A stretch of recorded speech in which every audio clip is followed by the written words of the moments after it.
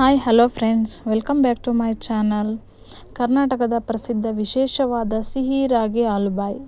ಬಾಯಲ್ಲಿಟ್ಟರೆ ಬೆಣ್ಣೆ ಅಂತ ಕರಗುವ, ರುಚಿಯಲ್ಲೂ ಅದ್ಭುತ ಮಾತ್ರವಲ್ಲ, ಆರೋಗ್ಯಕ್ಕೆ ತುಂಬಾ ಒಳ್ಳೆಯದು. ಹೆಲ್ತಿಯಾಗಿರುವಂಥ ಸ್ವೀಟ್ ರೆಸಿಪಿ, ಸಖತ್ ಈಸಿ ಮತ್ತು ಟೇಸ್ಟಿಯಾಗಿರುತ್ತದೆ. ಇದನ್ನು ಯಾವ ಥರ ಮಾಡ್ತೀವಿ, ನಮ್ಮನೇಲಿ ನಾವು ಯಾವ ರೀತಿ ಮಾಡ್ತೀವಿ ಅಂತ ಒಂದು ಚಿಕ್ಕದಾಗಿ ವಿಡಿಯೋ ಮಾಡಿದ್ದೀವಿ, ನೋಡ್ಕೊಂಬರೋಣ ಬನ್ನಿ.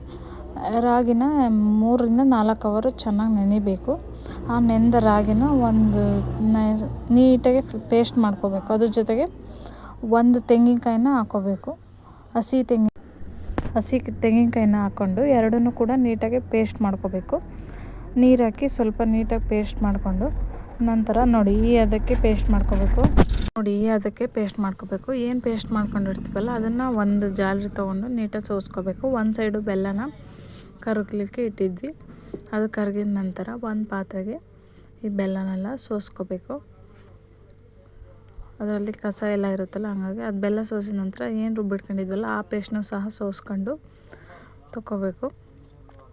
ಅದು ಸೋಸಿ ಮತ್ತೆ ನಂತರ ಇನ್ನೊಂದು ಸಲ ಮತ್ತೆ ರುಬ್ಕೊಂಡು ಮತ್ತೆ ಸೋಸ್ಕೋಬೇಕು. ನೋಡಿ ಈ ಥರ ತೆಗೆದು ಸೋಸಿಟ್ಕೋಬೇಕು.